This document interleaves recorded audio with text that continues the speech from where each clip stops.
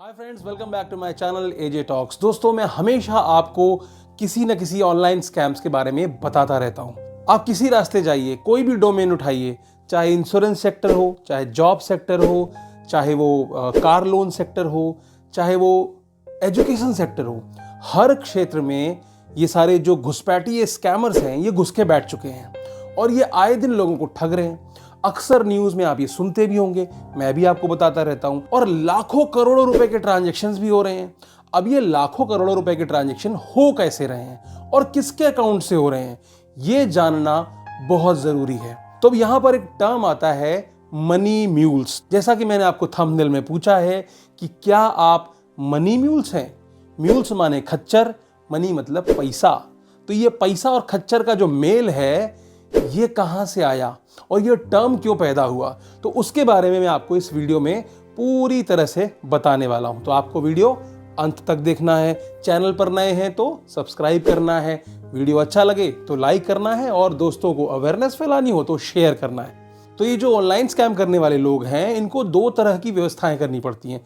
पहला तो विक्टिम को ढूंढो और दूसरा उनसे पैसे लेने के तरीके के बारे में विचार करो, क्योंकि विक्टिम तो मिल गया, वो पैसे भी देने को तैयार है, लेकिन आप फेस टू फेस तो जा नहीं सकते, कैश तो ले नहीं सकते, तो क्या करोगे आप? कोई ना कोई बैंक अकाउंट आपको देना पड़ेगा। अब वो बैंक अकाउंट कहां से आएगा? अपना तो आप दे नहीं सकते, क्योंकि आप कितने अकाउंट खोलोगे और खोलोगे भी तो फंसोगे आप। तो इस केस में ये फ्रॉडिये, ये फ्रॉडस्टर, ये स्कैमर्स क्या करते हैं, ये भोले भाले बेरोजगार लोगों को अपना शिकार बनाते हैं।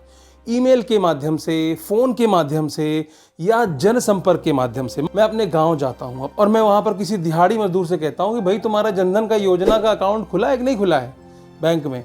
वो बोलेगा हाँ खुला है। पैसे हैं? नहीं है। चलो ठीक है, हम तुमको 1000 रुपये महीने के देंगे, तुमको करना कुछ नहीं है, तुमको सिर्फ अपने खाते में पैसे मंगाने हैं और उसको आगे ट्रांसफर कर देना है जैसे ही मैं बोलूँ, और बीच में आपको इतना % कमीशन दे दिया जाएगा।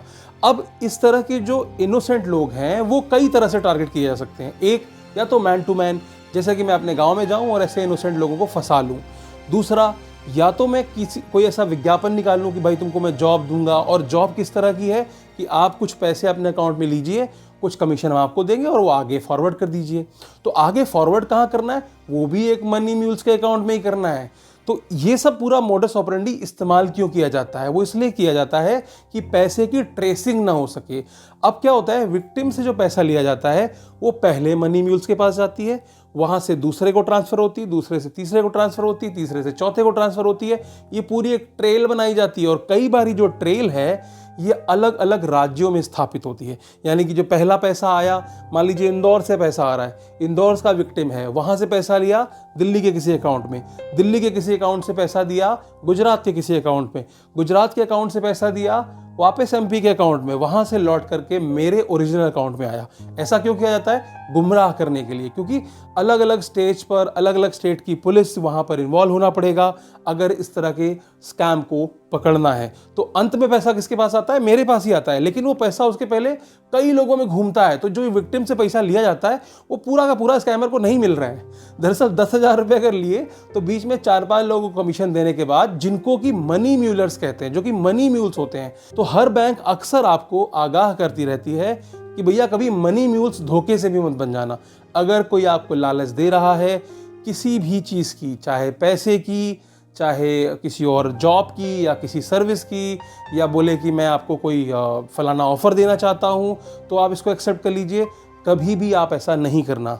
उसका एक ही कारण है कि आपका जो पैसा आपके अकाउंट में आया है उसकी ट्रेल तो गवर्नमेंट के पास है। आप हैं, स्कैमर तो नहीं है। स्कैमर तो दूसरों के खातों का इस्तेमाल कर रहा है, लेकिन आपकी आइडेंटिटी तो रियल है।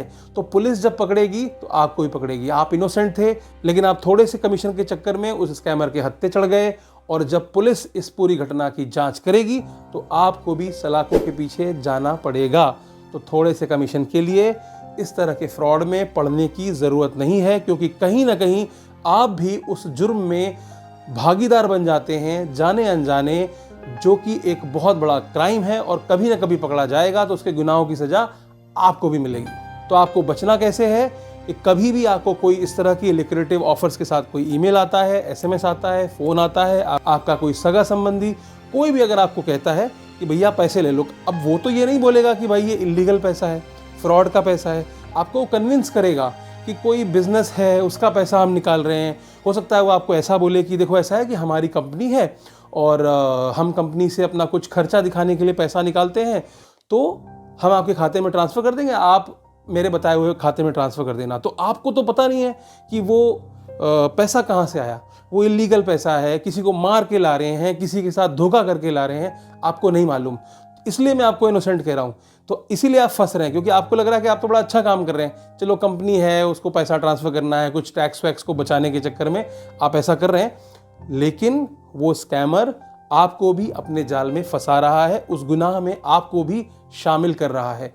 तो मनी म्यूलर नहीं बनना है। मनी म्यूल की परिभाषा आप समझ चुके होंगे। तो आइंदा कभी भी कोई ऐसा कॉल, कोई ऐसा प्रलोभन आपको मिलता है तो प्लीज़ उससे दूर रहें। तो आज के लिए सिर्फ इतना ही, फिर मिलेंगे एक नए वीडियो में किसी नए टॉपिक के साथ। तब तक के लिए आपका बहुत बहुत शुक्रिया।